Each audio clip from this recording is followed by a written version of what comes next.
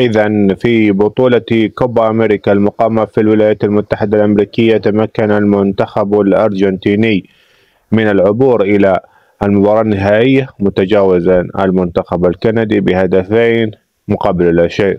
مباراة تسيدها المنتخب الأرجنتيني، أضاع العديد من الفرص وتمكن من تسجيل هدفين عن طريق الفاريز وميسي، مع أن هدف ميسي هدف غريب عجيب. البعض قال بأن ميسي خطف الهدف من إنزو فرنانديز الذي استلم الكرة وسدد باتجاه المرمى، لكن ميسي نفخ على الكرة ودخلت هدفا، وانفجرت مواقع التواصل الاجتماعي فرحا وتهليلا لميسي لأنه سجل هدف وحمل منتخب بلاده إلى النهائي. لكن في الجهة المقابلة الهدف هدف، سواء بنفخة سواء بلمسة سواء برمشة، المهم أن ميسي سجل هدفه التاسع بعد 100 مع منتخبه الوطني. المهم أن ميسي وصل إلى نهائي كوبا أمريكا عكس تماما كريستيانو رونالدو وكيليان امبابي اللذين خرجا من الأدوار الإقصائية في يورو ألمانيا 2024.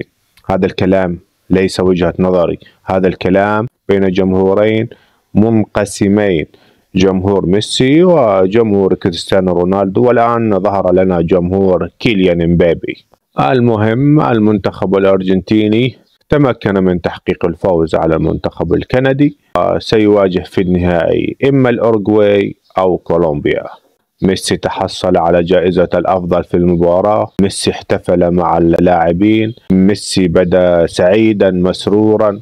وفي هذه اللقطة نرى كيف اللاعب الكندي يطلب قميص ميسي، لكن ميسي أخبره بأن زميله الآخر طلب القميص قبله، وبالفعل منح القميص للاعب المنتخب الكندي. وكذلك شاهدنا صورة لميسي مع لامين يامال وداني أولمو.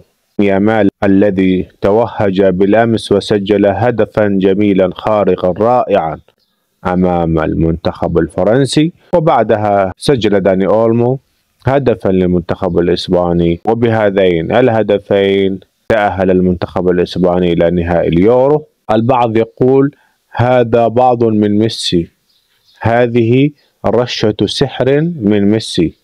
ما حدث بالأمس من هدفي لداني أولمو ولامين يامال هذا بعض من ميسي، هذه لمسة سحرية من ميسي انتقلت إلى أقدام يامال وداني أولمو. أنتم ما رأيكم في هذا الكلام؟ المنتخب الإسباني كما ذكرت أنا بالتحديد في فيديو سابق، المنتخب الإسباني بالاعتماد على الأجنحة المتميزة ويليامز يامال، إضافة إلى مفتاح اللعب وكلمة السر داني أولمو. داني أولمو اليوم هو الذي سيقود الماتادور الإسباني إلى النهائي. المنتخب الإسباني كان الأقرب إلى التأهل وهذا ما تحقق. المنتخب الفرنسي لم يقدم أي شيء يذكر، حتى مبابي الذي كانت تعول عليه الجماهير الفرنسية الذي لم يظهر بالمستوى المطلوب. فقط في بداية المباراة تمكن من إرسال كرة عرضية إلى رأس أمواني الذي تمكن من إيداع الكرة شباك المنتخب الإسباني، لكن هذا التقدم لم يدم طويلا، والمنتخب الإسباني ظل متماسكا، ظل هادئا، حتى تمكن يامال من إدراك التعادل بتسديدة جميلة جدا لا يمكن وصفها. استلام، مراوغة في اليسار، وتسديدة في أقصى الزاوية سكنت الشباك الفرنسية معلنة هدف التعادل للمنتخب الإسباني. بعدها بدقائق معدودة فقط جاء الدور على داني أولمو. داني أولمو الذي تحدثت في فيديو سابق بأنه سيكون هو المفتاح وكلمة السر لتأهل المنتخب الإسباني، وكلمة السر داني أولمو. داني أولمو اليوم هو الذي سيقود الماتادور الإسباني إلى النهائي. داني أولمو كان على الموعد ولم يخيب ظني أولا ولم يخيب ظن الكثيرين.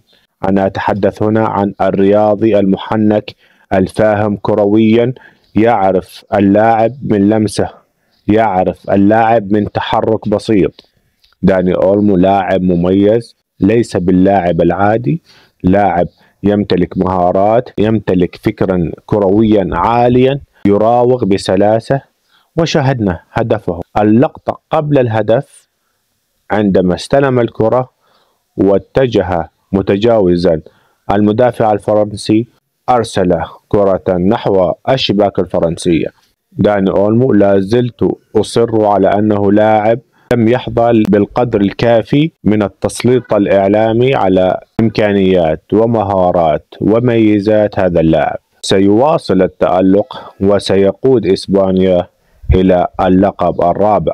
المنتخب الإسباني بانتظار إما إنجلترا أو هولندا في النهائي، والمنتخب الإسباني أمام فرصة كبيرة لفض الشراكة مع المنتخب الألماني ليصبح أكثر منتخب يحقق لقب بطولة أوروبا. المنتخب الإسباني يمتلك لغاية الآن 3 ألقاب مشاركة مع المنتخب الألماني، وفي حال استمر في أدائه الجيد والمقنع أتوقع أن المنتخب الإسباني سيصل إلى اللقب الرابع ويصبح أكثر منتخب يحقق لقب أوروبا. ويوما بعد آخر تقتنع جماهير المنتخبات الأخرى بأن المنتخب الإسباني هو الأكثر إقناعا، وهو المنتخب الذي يستحق أن يكون بطلا.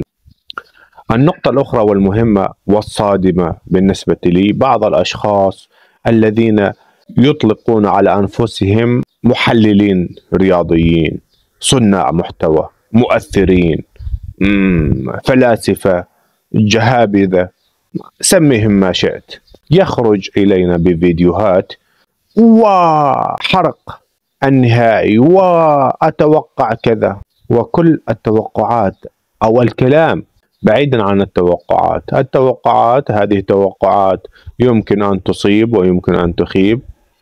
كلامي ليس على التوقعات، كلامي حتى على الكلام والتحليل.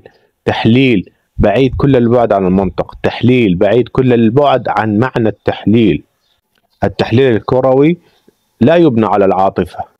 تشجع فرنسا، أظهرت لي أن فرنسا منتخبا قويا، أن فرنسا قدمت أداء مميزا، وأن مسار فرنسا كان أصعب، ومن يقول أن فرنسا لم تسجل من لعب مفتوح بل سجلت، وتريد أن تقنع المتابع الشخص المسكين الجالس وراء الشاشة بأن كلامك صحيح وكلام البقية خطأ. المنتخب الفرنسي لم يسجل من لعب مفتوح إلا في مباراة الأمس أمام المنتخب الإسباني من عرضية مبابي ورأسية مواني. فالمنتخب الفرنسي منتخب عقيم، أداء عقيم، لم يقدم أي شيء يذكر خلال المباراة. ونأتي إلى توقعات، ولن أكون دبلوماسيا، الكلام هنا عن محمد عدنان. نأتي إلى توقعاته الأخيرة بعيدا عن سلسلة توقعاته القديمة التي بعيدة كل البعد عن المنطق والعقل. توقعات محمد عدنان بالأمس بأن منتخب فرنسا في النهائي والمنتخب الهولندي سيكون الطرف الثاني أو الطرف الآخر في النهائي. ومع ذلك برأيي فرنسا ستمر من إسبانيا. لا المنتخب الفرنسي كما توقعت أنا، أن المنتخب الإسباني هو الأقرب وهو الأكثر إقناعا وهو الأكثر استقرارا وهو الأكثر استحقاقا للوصول للنهائي، نظرا لما قدمه منذ المباراة الأولى أمام كرواتيا وصولا إلى إخراجه البلد المستضيف ألمانيا، ومن ثم إخراج كيليان إمبابي ورفاقه.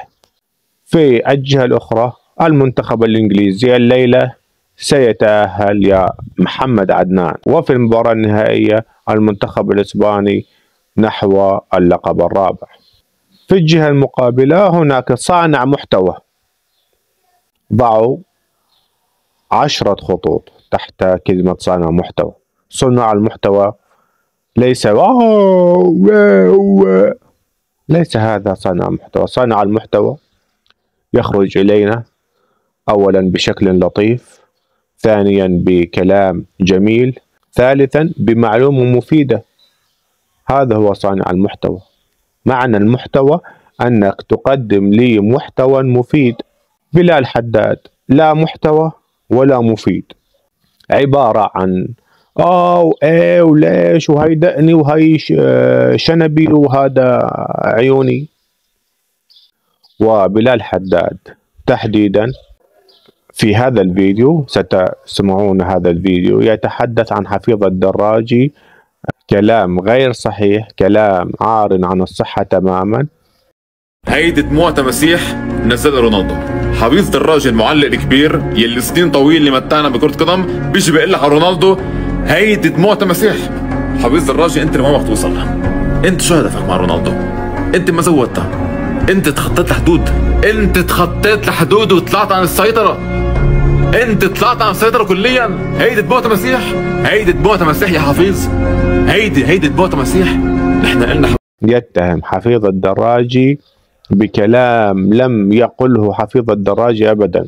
بعد اللقطة الشهيرة لكريستيانو رونالدو حين بكى بعد إضاعة ركلة الجزاء، نعم حفيظ الدراجي كان تعليقه غير موفق في تلك المباراة، لكن أن تأتي أو يأتي شخص ويلفق يوهم المتابعين في الدرجة الأولى، إيهام المتابعين، إيصال معلومة غير دقيقة، معلومة كاذبة للمتابعين، هذه جريمة وهذا أمر غير مقبول، خاصة أنك تشوه سمعة إنسان أو رجل لم يقل هذا الكلام.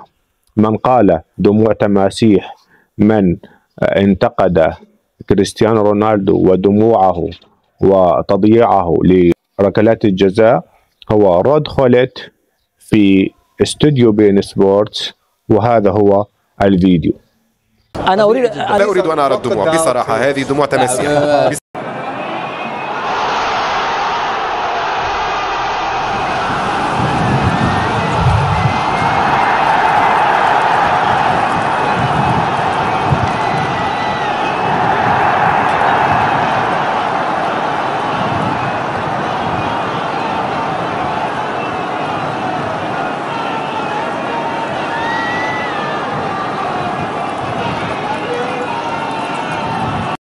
Este diario español Marca no puede estar enojado, no puede estar desilusionado por la eliminación de su país, de Francia, que tiene que estar contento y festejando con los españoles. La verdad es que a veces estos periódicos no sé qué tienen en la cabeza para publicar este tipo de cosas. ¿Quieren generar polémica o no sé? ¿Qué dices tú?